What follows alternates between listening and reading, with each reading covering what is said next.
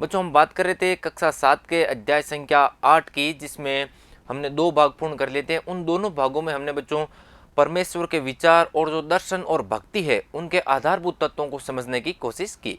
वहीं बच्चों तीसरे भाग में हम बात करेंगे जो इस्लाम और सूफी मत है इनके बारे में। देखिए बच्चों, सूफी मुसलमान धर्म के जो बाहरी आडंबर को क्या कर रहे थे, अस्वीकार करते हुए ईश्वर के प्रति प्रेम और भक्ति तथा सभी मनुष्यों के प्रति दया भाव रखने पर क्या दे रहे थे, बल दे रहे थे। अर्थात जो सूफी मुसलमान हैं ये क्या कर रहे हैं, धर्म के जो बाहरी आडंबर है उनको अस्वीकार करते हुए ईश्वर के प्रति प्रेम भक्ति और जो सभी मनुष्य हैं उनके प्रति कैसा भाव रखना, दया का भाव रखना, इन सभी तत्वों के ऊपर इनके द्वारा क्या दिया जा रहा है, बल दिया जा रहा है।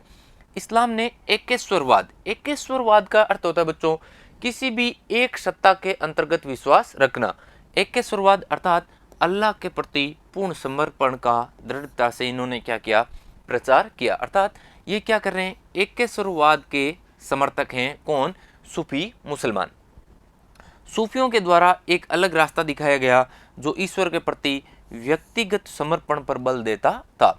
उन्होंने मुस्लिम धार्मिक विद्वानों द्वारा निर्धारित जो विशुद्ध कर्मकांड है और आचार संहिता है उनको काफी कुछ क्या कर दिया, अस्वीकार कर दिया। जो परंपरागत रूप से चली आ रही व्यवस्था थी उनको ये लोग क्या कर रहे हैं बच्चों, अस्वीकार कर रहे हैं। और जो नए इनके जो तत्व हैं वो क्या है, ईश्वर के प्रति प्रेम, दया भाव, भक्ति और जो मनुष्य हैं उनके प्रति क्या रखना, दया भाव रखना। अपनी भावनाओं को व्यक्त करने के लिए इनके द्वारा विभिन्न काव्यों की रचना की गई। मध्य एशिया के महान सूफी संत हैं गजाली, रूमी और शादी। मध्य एशिया वाले क्षेत्र के ये क्या हैं, महत्वपूर्ण सूफी संत हैं। इन्होंने किसी ओलिया या पीर की देखरेख में जिक्र अर्थात नाम का जाप करना, चिंतन, क्षमा अर्थात गीत गाना, रक्ष अर्थात नृत्य, नीति चर्चा, सांस पर नियंत्रण इत्यादि के जरिए क्या किया, प्रशिक्षण की विस्तृत जो रीतियां हैं उनका इन्होंने विकास किया। इससे आध्यात्मिक सूफी उस्तादों की जो पीढ़ियां और जो सिलसिले हैं इनका उद्भव हुआ। इन सभी क्रियाओं के द्वारा जो नई नई सूफियों की पीढ़ियां और अलग अलग इनके सिलसिले बनते गए। सूफीवाद का ऋषि पंथ, देखिए बच्चों एक नया पंथ है और इसका प्रभाव क्षेत्र और इसके समय के बारे में देखें। 15वीं और 16वीं सदी में इस पंथ का क्या हो रहा है, उदय हो रहा है और इसकी स्थापना की जा रही है शेख नूरुद्दीन वली के द्वारा। शेख नूरुद्दीन वली को बच्चों नंद ऋषि के नाम से भी जाना जाता है, ये ध्यान में रखें आप बात, नंद ऋषि के नाम से शेख नूरुद्दीन वली को जाना जाता है, जिन्होंने सूफीवाद के जो ऋषि पंथ है इसकी क्या की है, स्थापना की है। और इनका जो प्रभाव क्षेत्र है अर्थात इनके कार्य करने का क्षेत्र है वो है कश्मीर वाला क्षेत्र। 11वीं शताब्दी से अनेक सूफी जन मध्य एशिया से आकर हिंदुस्तान में बसने लगे और दिल्ली सल्तनत की स्थापना के बाद में ये प्रक्रिया धीरे धीरे क्या हो गई, तेज हो गई। उपमहाद्वीप में अनेक बड़े बड़े सूफी केंद्र भी विकसित हो गए।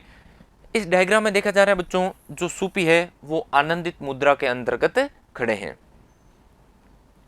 चिश्ती सिलसिला, अभी हमने बात की थी ये विभिन्न सिलसिले और जो पीढ़ियां हैं ये विकसित हो रही है। इनमें जो चिश्ती सिलसिला है ये इन सभी सिलसिलों में क्या है, सर्वाधिक प्रभावशाली है और इसमें जो औलियाओं की एक लंबी क्या थी, परंपरा थी। अजमेर की बात करें तो अजमेर में है ख्वाजा मोइनुद्दीन चिश्ती। दिल्ली की बात करें तो कुतुबुद्दीन बख्तियार काकी। पंजाब की बात करें तो बाबा फरीद। दिल्ली की बात करें तो ख्वाजा निजामुद्दीन औलिया और गुलबर्ग की बात करें तो बंदा नवाज गिसू दराज।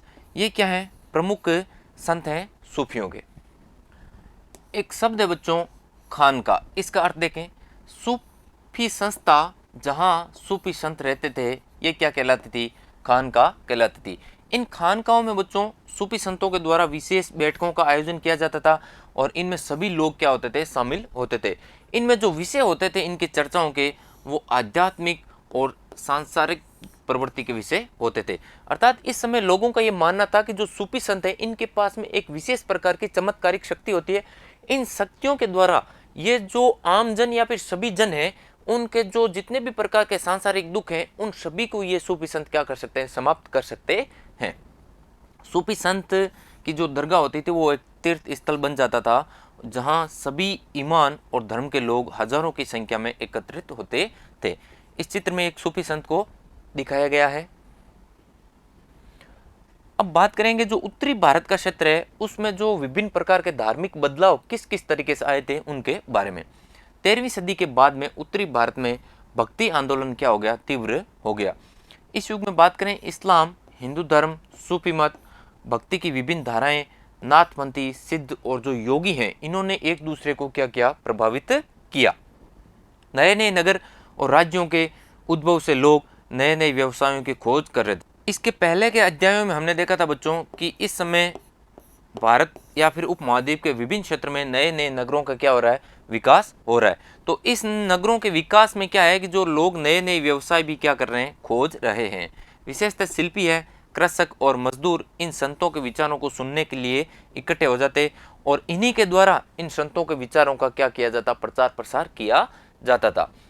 कबीर और गुरु नानक जैसे संतों ने सभी आडंबर से युक्त जो रूढ़िवादी धर्म था उसको अस्वीकार किया। अर्थात जो पहले से चली आ रही रूढ़िवादी व्यवस्था का जो धर्म है, इनका कबीर और गुरु नानक जैसे संतों ने क्या किया, विरोध किया और अस्वीकार किया।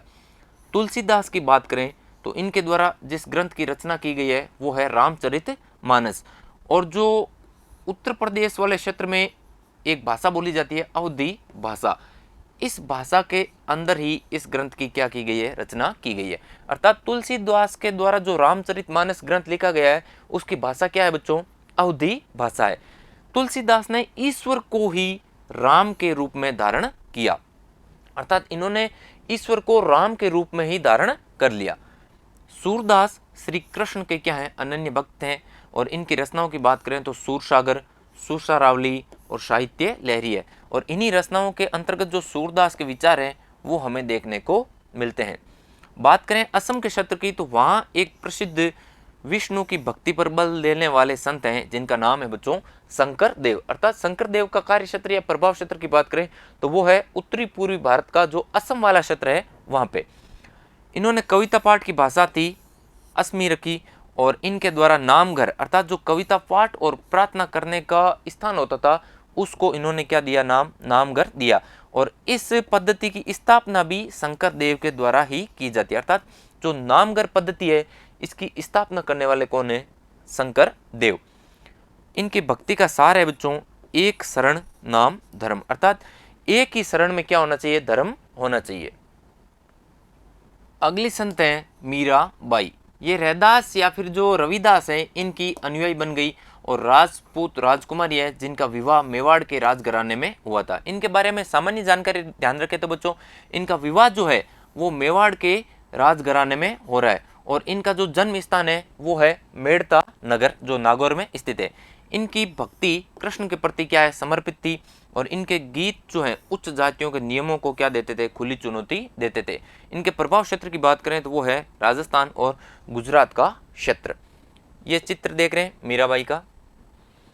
इन संतों की बात करें तो ये जो भक्ति के संत हैं इनके विशिष्ट अभिलक्षणों की बात करें तो इनकी जो रचनाएं हैं वो क्षेत्रीय भाषाओं में ही रची जाती थी। ये लोकप्रिय हुई और पीढ़ी दर पीढ़ी मौखिक रूप में चलती रही। गीतों के प्रसारण में निर्धन, वंचित समुदाय और जो महिलाएं होती थी इनकी विशेष भूमिका होती थी। अर्थात जो ये संत हैं इनके ये क्या है, विशिष्ट अभिलक्षण हैं। अब बात करें एक अन्य संत हैं जिनका नाम है कबीर।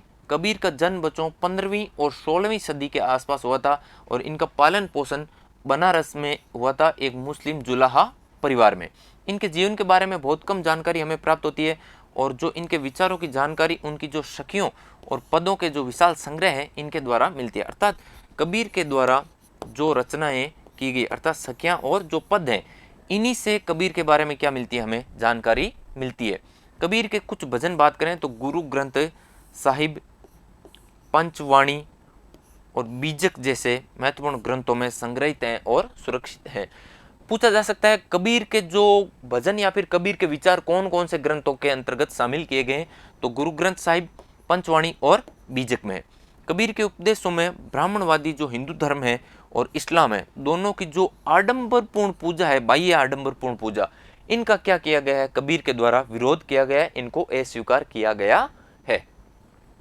कबीर निराकार परमेश्वर में विश्वास रखते थे और उनके अनुसार भक्ति के माध्यम से ही क्या पाई जा सकती है, मुक्ति या फिर जो मोक्ष है वो पाया जा सकता है, जिसका एकमात्र मार्ग है भक्ति। अब देखेंगे बच्चों गुरु नानक के बारे में। 1469 से 1539 में इनका जन्म होता है तलवंडी ननकाना साहब, जो वर्तमान में कहाँ है, पाकिस्तान में स्थित है। करतारपुर में एक केंद्र डेरा वाला बाबा स्थापित किया और इनके अनुयायी जो है वो लंगर अर्थात जो सांझी रसोई एक साथ में बैठ के जो भोजन करने की व्यवस्था है वो क्या कहलाती है, लंगर कहलाती है। और इस लंगर में ही इनके अनुयायी क्या करते थे, भोजन करते थे। इनके द्वारा उपासना और धार्मिक कार्यों के लिए जो जगह नियुक्त की गई उसे धर्मशाल और वर्तमान में इसे गुरुद्वारा के नाम से जाना जाता है।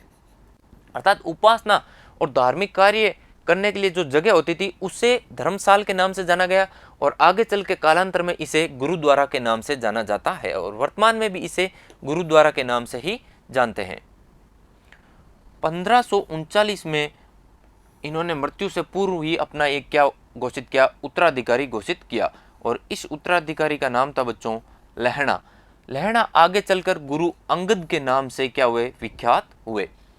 गुरु अंगद के द्वारा जो गुरु नानक हैं, ये हैं बच्चों गुरु नानक, इनकी रचनाओं का क्या किया गया, संग्रह किया गया और अपनी कृतियां इसमें जोड़कर एक नई लिपि का विकास किया गया और ये लिपि थी गुरुमुखी लिपि। अर्थात गुरुमुखी जो लिपि है इसका विकास किसने किया, गुरु अंगद ने किया। इस संग्रह में 1604 में बात करें तो गुरु अर्जुन देव ने भी अपना योगदान देते हुए शेख फरीद, संत कबीर, भगत नामदेव और गुरु तेग बहादुर जैसे जो सूफी संत और गुरु है इनकी वाणियों को भी इस संग्रह में जोड़ा गया। 1706 में इस वृहद संग्रह को गुरु गोविंद सिंह ने क्या किया, प्रमाणित किया और आज इसे गुरु ग्रंथ साहब के रूप में जाना जाता है, जो सिखों का क्या है, पवित्र ग्रंथ है। गुरु नानक के अनुयायी बच्चों व्यापारी, कृषक, शिल्पकार होते थे। इनमें गृहस्थ लोग भी शामिल होते थे जो उपयोगी और उत्पादक कार्य करते थे। 17वीं शताब्दी के प्रारंभ में गुरुद्वारा हरमंदिर साहब अर्थात जो स्वर्ण मंदिर है इसके आसपास में रामदासपुर शहर, जिसे वर्तमान में अमृतसर के नाम से जाना जाता है, इसको इन्होंने बसाया। जो स्वर्ण मंदिर है ये कहां पर है बच्चों, अमृतसर। गुरु ग्रंथ साहब की एक आरंभिक जो पांडुलिपि है वो इस चित्र के अंतर्गत दर्शाई गई है। मुगल सम्राट जो जहांगीर है इस समुदाय को भविष्य के लिए क्या मानते थे, खतरा मानते थे और इसी क्रम में 1606 में जो गुरु अर्जुन देव है इनको मृत्युदंड दिया गया जहांगीर के द्वारा। इतिहासकार अमृतसर जो शहर है उसको राज्य के अंतर्गत राज्य मानते हैं। अर्थात जो सिखों का ये जो राज्य करने का नियम था, इसी कारण क्या करते हैं इतिहासकार अमृतसर शहर को राज्य के अंतर्गत राज्य की संज्ञा देते थे। धीरे धीरे सिख आंदोलन का राजनीतिकरण प्रारंभ हो गया और परिणाम स्वरूप 1699 में गुरु गोविंद सिंह के द्वारा एक पंथ की स्थापना की गई और जिस पंथ का नाम था खालसा पंथ और वर्तमान में ये एक राजनीतिक सत्ता बन चुका है, खालसा पंथ। इस आंदोलन के विकास को 16वीं और 17वीं शताब्दियों की बदलती हुई ऐतिहासिक परिस्थितियों ने भी प्रभावित किया और नानक के अनुसार मुक्ति प्राप्ति में जाति, धर्म और लिंग ये किसी भी प्रकार से बाधा नहीं डालते। अर्थात यहाँ पे भी क्या दिया जा रहा है, जाति, धर्म और लिंग पर जोर दिया जा रहा है कि इसके आधार पर किसी भी प्रकार का मोक्ष प्राप्ति के लिए भेदभाव नहीं होता है। इनके उपदेशों की बात करें तो बच्चों इनमें 3 शब्द हैं, नाम, दान और स्नान। नाम का अर्थ है सही उपासना करना, दान का अर्थ है बच्चों दूसरे लोगों का, दीन दुखियों का भला करना और स्नान से तात्पर्य आचारों और विचारों की जो पवित्रता होती है उससे। अब बच्चों बात करेंगे मार्टिन लूथर और जो धर्म सुधार आंदोलन इनके द्वारा चालू किया गया उसके बारे में कि इन्हीं के समकालीन अर्थात जो भारतीय उपमहाद्वीप में इस समय भारी उथल पुथल मच रही थी भक्ति को और ईश्वर को लेके, इसी के समकालीन में बात करें विश्व के अन्य भागों की, यूरोप की, तो इस समय इस्लाम धर्म में भी क्या है, विभिन्न प्रकार के परिवर्तन आ रहे थे। 15वीं और 16वीं सदी के समय की बात है जब यूरोप में एक धार्मिक अंत्यशोभ यानी जो उथल पुथल का काल था। इसको लाने के लिए जो सबसे उत्तरदायी व्यक्ति हैं वो है बच्चों मार्टिन लूथर। लूथर ने यह महसूस किया कि जो रोम कैथोलिक चर्च है उसके अनेक आचार और व्यवहार है, जो बाइबिल इनका ग्रंथ है, इनकी शिक्षाओं के क्या था, विरुद्ध था। अर्थात चर्च में अनेक ऐसे कार्य होते थे जो बाइबिल की शिक्षाओं के क्या है, विरुद्ध है। लूथर ने लैटिन भाषा की बजाय जो आम लोगों की भाषा है इसके प्रयोग को ही प्रोत्साहन दिया ताकि अधिक से अधिक लोग बाइबिल की शिक्षाओं को जान सके, और बाइबिल का जर्मन भाषा में इनके द्वारा अनुवाद किया गया। वे दंड मोचन की इस प्रथा के घोर विरोधी थे जिसके अंतर्गत पाप कर्मों को क्षमा करने के लिए चर्च को दान दिया जाता था। छापे खाने के बढ़ते हुए प्रयोग से उनकी रचनाओं का व्यापक रूप से प्रचार प्रसार हुआ और अनेक प्रोटेस्टेंट ईसाई संप्रदाय अपना जो उद्भव है वो लूथर की शिक्षाओं में ही खोजते हैं। अर्थात मार्टिन लूथर यहाँ पे धर्म विरोधी जो आंदोलन है या फिर जो धार्मिक सुधार आंदोलन है इनके क्या है, प्रमुख नेता बन गए जिन्होंने ईसाई धर्म में महत्वपूर्ण परिवर्तन किया। इसी के साथ यह अध्याय यहीं समाप्त होता है। इसके अगले भाग में हम बात करेंगे बच्चों इस अध्याय से संबंधित जो अभ्यास प्रश्न है उनके बारे में। तब तक के लिए धन्यवाद।